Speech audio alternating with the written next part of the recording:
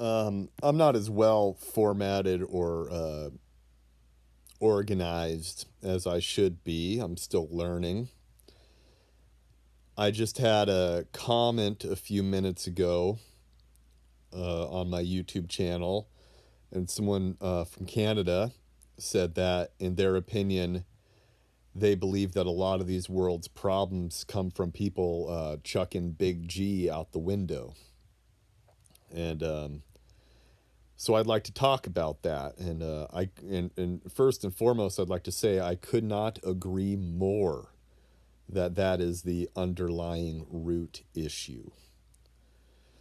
The issue of placing faith in humans and placing faith in governments, and having these systems be who give and take away rights, freedoms, and life.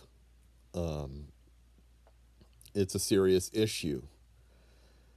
In the framework of the secular world, the importance of, to the secular, of Big G, especially in the American system and its foundation, is that there is no authority that would step between you and what is naturally endowed to you by creation, by being created, by the creator. I think that a lot of secular thinkers really limit themselves in their hatred for religious systems, and have thrown out the importance of Big G and what it provides to people as far as a healthy society. Um, Most people who are of faith in their particular faith are much more well read on these doctrines. There are plenty of people in the world who would persecute me for talking about Big G because I'm not talking about it right.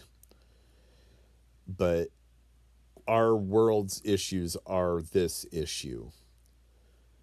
We idolatrize ourselves with that first fruit, that knowledge of good and evil.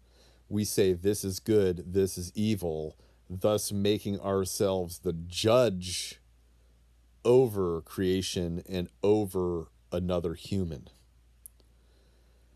And I don't think I'm smart enough to ramble on this for too long. I just wanted to tell you, you couldn't have hit the nail on the head any harder, any clearer. Um, you're right. You're right. And I struggle with it too. I need that. And we all do. It gets really hard when you think deep about the circumstances and the scenarios of life, because we do have that knowledge of good and evil. And so what we do is we make ourselves the judge of these things. We take our scripture, we take our knowledge, which is good in many circumstances, but can be applied just as corruptly.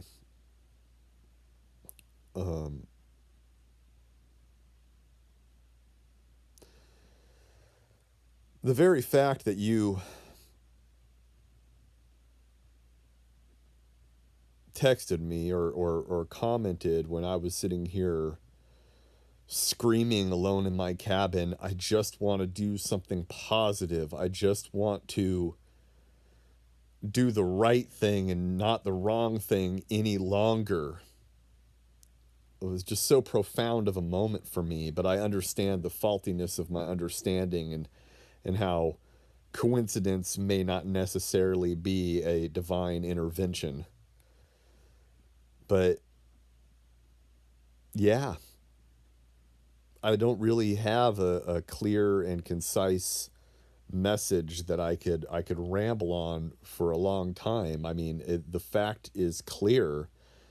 Even as a concept, it is the only factor of freedom we have on this planet. And there is definitely an enemy or enemies who seek to destroy that relationship in order to manipulate what is right and wrong over us, to be Big G themselves.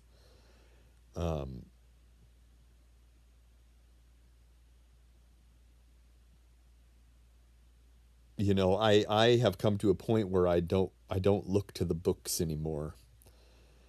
I go for walks. I cry in my bed. You know, I'm not ashamed to say it.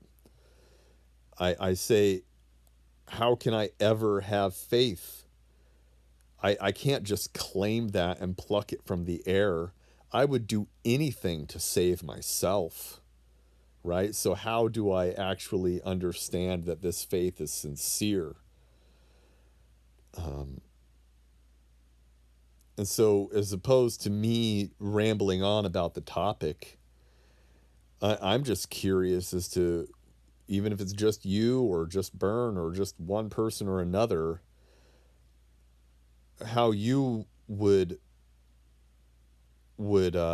guide the secular world, which I am, into what is a sincere faith versus acceptance to do anything to save yourself faith. I think this is the real question I have in regards to Big G. I wholeheartedly believe that Big G is real. Only only by process of elimination. I have looked into every book, into every circumstance, and all I see are self idolaters pushing systems for beneficial purpose. You know, I don't know if I'm explaining this right. I just really appreciate the comment, really appreciate the encouragement. I've been working out how I could organize and do better on these YouTube videos, but I didn't want to wait another minute to talk about this because whether it's circumstantial, you know, flipping the book and pointing like Oracle or not, you know, you really commented at the perfect moment. And I see the enemy, because I'll put it in the framework of the faithful understanding. I see the enemy closing in all around us and really making great strides in this battle of persecution. And it hardens my heart. And I go, Big G, Big G. You know, aren't these people worthy of salvation and mercy and truth? You know, these idols, ideals that I hold to in my own judgment, in my self idolatry, in my first fruit knowledge, good and evil bite. I think, how do I limit you? I limit you by telling people who you are. When will I hear it? When will I see it? When will I know it? You know. Just bless you, man, for your time and your energy into just watching a weird rambling guy in Alaska. I will guide these discussions better over time. Not that I know I will, but I just believe that by doing it and doing it and doing it, it's going to get there. And yeah, for those who don't understand what I'm talking about, the problems in the world today are people chucking Big G out the window. Could not agree more. Could not agree more. And this is coming from a guy who does not call himself of any faith, who just calls himself a lost soul in this world, a world whose leaders will throw him in the garbage for a buck. It ain't right. I really am looking for a positive way to feed myself, to to go to the bathroom, to do basic functions. You know, the way we are doing things is clearly non-functional and destructive. And the only freedom is this conceptual big G. The only thing that is real is the thing that we do not know. What is on the far end of the universe? What was at the beginning and ending of it? I love Job. It is such a fantastic, fantastic book. He says that though the worms eat my flesh and I am consumed by the earth, I will stand at the last and know that you're there, you know.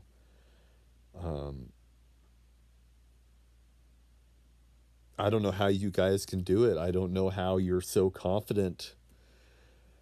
I love you for your time, and I will make some cooler videos to come. I'll do them in the daylight so you can see my face and see Alaska. I just didn't want to wait to say thank you. Thank you for just being you over there across the, you know, over to the east of me. I appreciate it. Have a good night.